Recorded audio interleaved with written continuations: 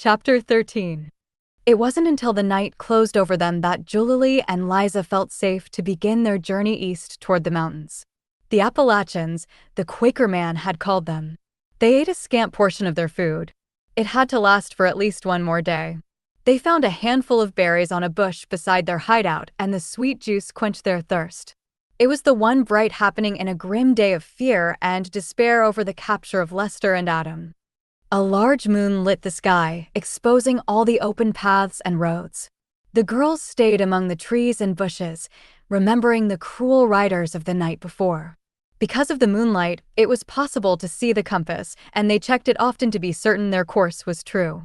Their feet hurt, their legs and arms were scratched, but they pushed themselves on through the tangled paths and jagged rocks almost beyond endurance.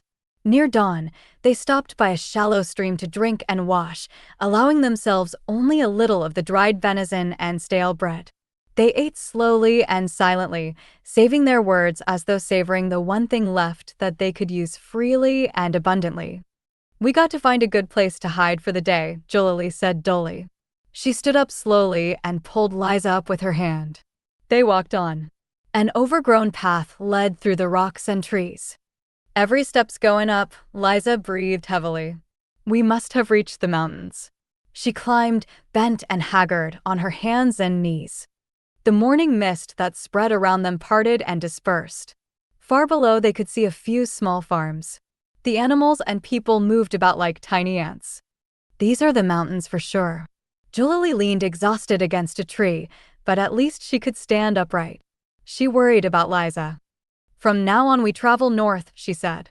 They both leaned over the compass and found the little arrow pointing straight ahead of them. A large rock jutted across the path, and above it was a hole in the mountainside.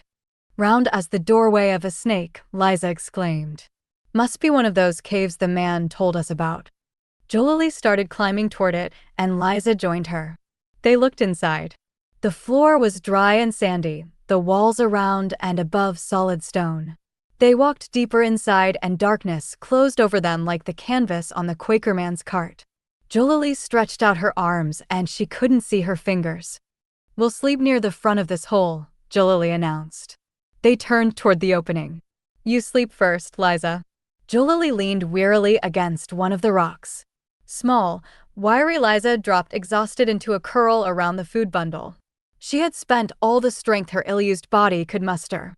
Julilly bent over her little crippled friend. Now that Lester was gone, she would have to be the one to decide which way they should go. Liza could do no more than just keep her aching body moving. She'd have to worry about food, too. There didn't seem to be anything to eat on these craggy mountains. The pink spread of sunrise came. It covered Julilly and turned her ragged shirt to gold. All was peaceful as far as she could see. She breathed deeply of the morning fragrance and forgot that she was hungry. The sun rolled itself bit by bit onto the earth and spread out its warmth. It touched Julilly, brushing the cold earth from her feet and drying the dampness of her ragged shirt. She felt herself melting into a warm pool of light, soft and protecting. Julilly closed her eyes and went to sleep. The two girls slept through the noonday sun. They slept while a deer crossed before the doorway of their cave. Its delicate nose sniffed the grass nearby. Its timid eyes caressed them and moved on. In the early afternoon, a soft gray mockingbird flew from the sky onto the white-barked branch of an aspen. It preened among the shimmering, sun-flecked leaves before bursting into a loud, clear song. Liza and Julilly stirred. The clear song brought a memory of Mississippi. "It's morning and cotton pickin' time, and I've slept too long." Julilly jumped to her feet, hitting her head on the rock ledge above her. Liza lifted herself up slowly. There was pain in every bone she moved. "Looks like I should have been on watch by now," Liza sighed, relieved that Julilly was still beside her and that only a mockingbird had found their hideout. "I've been sleepin' too, Liza." Julilly felt guilty and troubled. She had vowed that she would take every precaution while watching and hiding from slave catchers. But there were no accusations from Liza. She reached for the food bundle and turned it carefully inside out. A few crumbs and a small piece of bread no bigger than a bird's egg was all she found inside. She broke the bread and divided the dry crumbs. Julilly hunted for a spring and filled her gourd with water. They nibbled the bread and drank great gulps of water, but were still hungry. They would have to find more food. They couldn't climb all night over the mountains without eating. Julilly walked about the outer rim of the cave looking for berries or even roots that they could chew. There was nothing. "We can't walk, Liza, unless we get some strength from eating," Julilly said. "We can't just sit here, Julilly, and waste away." Liza's voice was hard and determined. She was looking down into the valley where scattered farmhouses sent up spirals of smoke like cobweb clouds, smoke from cooking food. Ahead of them stretched the peaks of the Appalachian Mountains, marking the direction north that they must take. The mountains meant days of rocky climbs up and down steep Indian trails. They meant plants and animals and trees and rushing water that was new to the slave girls from the flat lands of the cotton-growing South. Julilly looked at her friend and then at the valley farms below. "I guess we know, Liza, what we got to do. We got to travel on, and when dusk comes, we got to walk down to one of those houses, use some of the money Massa Ross gave us, and buy some food." Julilly felt for the crumpled dollar bills in the bottom of her bundle. "That's what we got to do," Liza nodded. They sat silently for a long time, but there was nothing else to say. They picked up their meager bundles and the compass and began climbing slowly down the side of the mountain. The path they took led to a small clearing, surrounded by thick bush and a few tall pines. In the center of it stood a square log cabin. It was sturdy and warm and lived in because smoke spiraled softly from its chimney. "This is where I got to go, Liza." Julilly took a deep breath and clutched one of the dollar bills in her hand. She quickly smoothed down her hair. It was the first time since the journey began that she had even thought how she must look. The short haircut was growing and her hair was bristly and unkempt. "You stay here, Liza, in case we got to run." Liza said nothing, but rubbed her thin, scarred legs and nodded. Julilly walked forward. She kept her eyes on the cabin door, knowing that she mustn't stop until she got there. As she walked closer, she could smell cooking food and her need for it grew so desperate that she ran to the door and knocked loudly.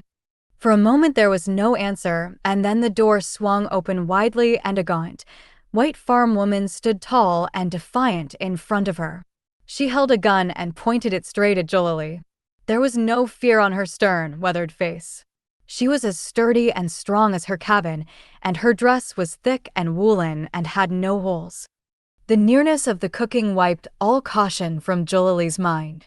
She held out her money, trying to look around the gun and see inside the cabin. "I got money," Julilly said. "I want to buy some food." The woman stood still. Her lips barely moved, but the voice that came through them was a loud, clear whine. Her words could have been bullets from the pointed gun. "You get off my land, you nigger slave." The words whined through the clearing and into the still, silent woods. "You've been running away and you've been stealing money." She whined evenly without a quiver of fear. Julilly crumpled the money inside her fist. "Now get off my land, and get off fast." The woman still didn't move her lips. "Or I'll use this gun, and I've got a right good aim." Julilly turned around and ran. She stumbled into the tangle of bushes looking frantically for Liza. A bony arm grabbed her leg. It was Liza. "Come back here," Liza whispered. "There's a cave." This time Liza led Julilly.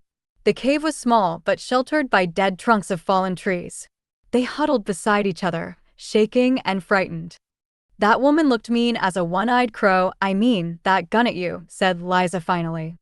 Julilly laughed a little and jammed the money deep into her bundle.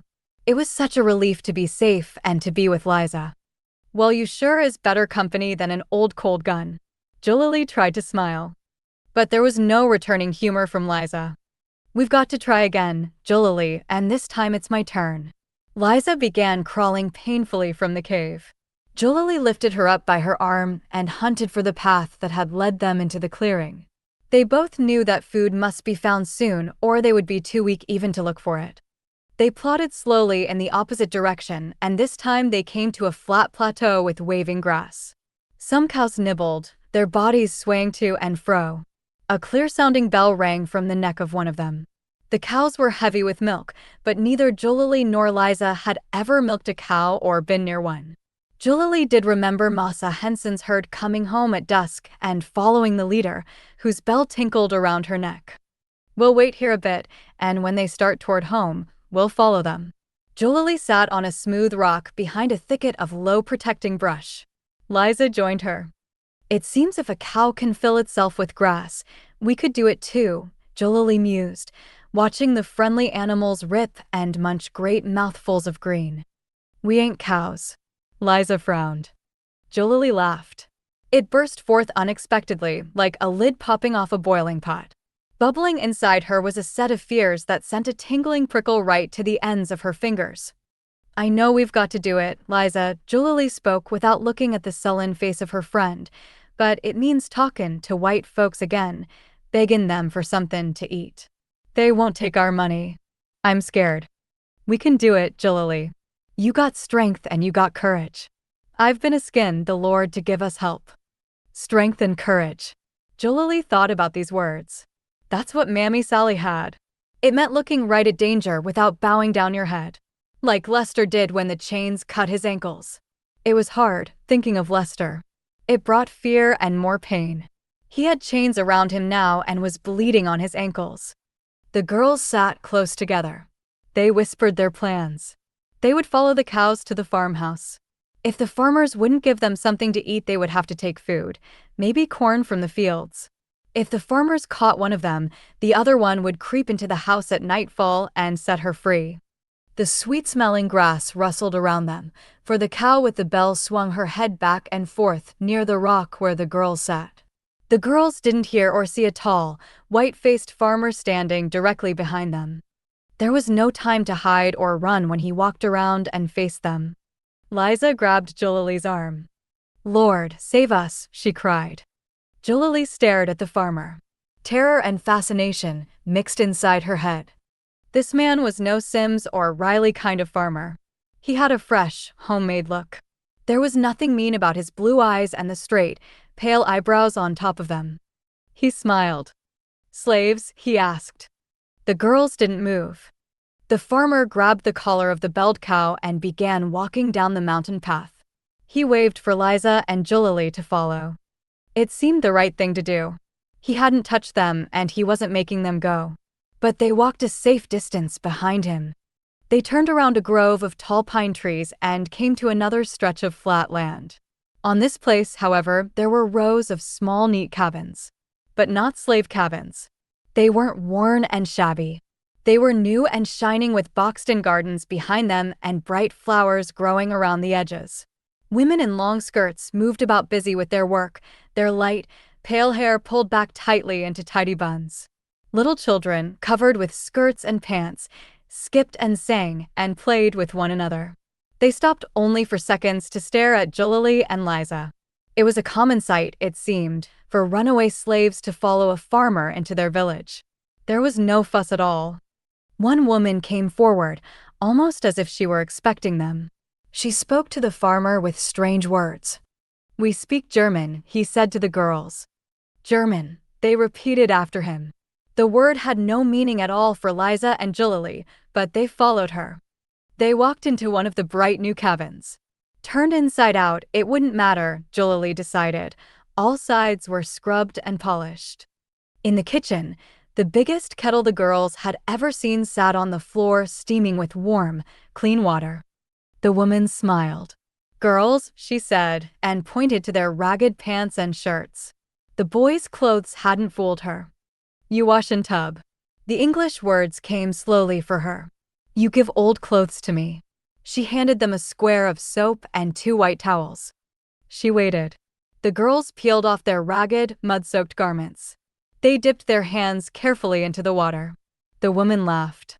You get in there all the way and scrub. Hair too. She picked up their clothes with a stick and left the room. Liza and Julilly looked at one another. You is the dirtiest girl I ever seen. Liza leaned toward Julilly. You scrub me and I'll scrub you. Julilly saw the scars from whippings crisscross over Liza's back. She quickly looked away and climbed slowly over the side of the tub. I never put myself into no wash tub before, but it feels mighty pleasant. She sank slowly into the water. It feels like a skinned catfish. Liza grinned and splashed down beside her friend. The girls scrubbed their faces, their hair, their legs. Soap suds hid the water. First it was white, then gray, then brown. "Tinin into the ol' Mississippi River," Julilly giggled. They stepped outside the tub and dried themselves soft and smooth. Different women entered the kitchen. Two of them carried the tub outside to empty the water. Another slipped long, clean shirts over the girls. Another put food on the table, glasses of milk, thick bread, rich butter, slices of venison. Liza and Julilly sat on the benches and ate. The women chatted in low voices, always in the strange German. Then the first woman came in, the one who had taken their clothes. She shook a scolding finger at them. "Eat slow," she said. "Some now, some after sleep." She spread clean mats on the floor. They had the sweet smell of grass, from the meadows where the cows ate. There were no buzzing flies, no sick wine from mosquitoes, no need to hide in this clean, scrubbed cabin. "My skin feels so clean, I think it must be Shernine. Julilly yawned. Liza smoothed the white shirt over her knees and slowly rubbed her hands together, turning them back and forth to view their cleanness. Two large tears rolled down her cheeks onto her lap. She wiped them away roughly. "It's just that I've never been clean all over before," she tried to explain. The woman who spoke a little English smiled. She took Julilly's hand and then Liza's hand and led them to the mats. "Sleep," she said, and walked away. The gold sunlight, filtering through the open door, faded and faded and faded, until it was the half-light time before dark. The girls moved their mats close together and slept at once. It was a long sleep for Julilly and Liza. Several times they jumped when early morning noises woke them. But they stretched their feet over the clean mats. They felt the safety of the farm cabin and slept some more. "My tired bones are layin' here side by side feelin' good and happy," Liza smiled. "I'm gonna sing," announced Julilly. At first it was a hum. "I am bound for the promised land, I am bound for the promised land." Then the song burst into full-throated singing in a voice so like Mammy Sally's that Julilly wondered if it were hers. "Oh, who will come and go with me? I am bound for the promised land."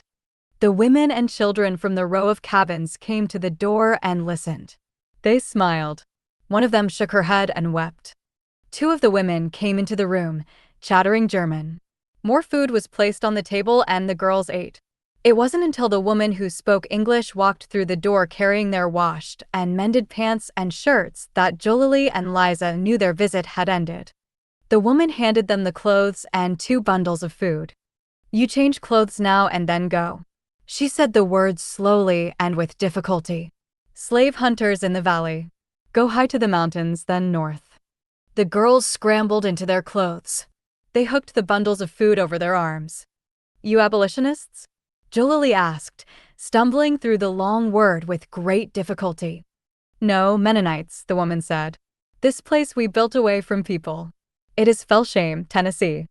"It must be like a church," Liza explained to Julilly as they started toward a thickly wooded area on the mountainside. "My daddy is a Baptist." "God bless you," the woman called from the row of clean cabins in the Green Valley. Julilly and Liza didn't know how to express their gratitude to this kind lady. They couldn't even talk about it to each other. Human kindness from the villagers of Felsham had negated a little of the human cruelty that had made them slaves. It was hard to know how to accept these offerings from white folks.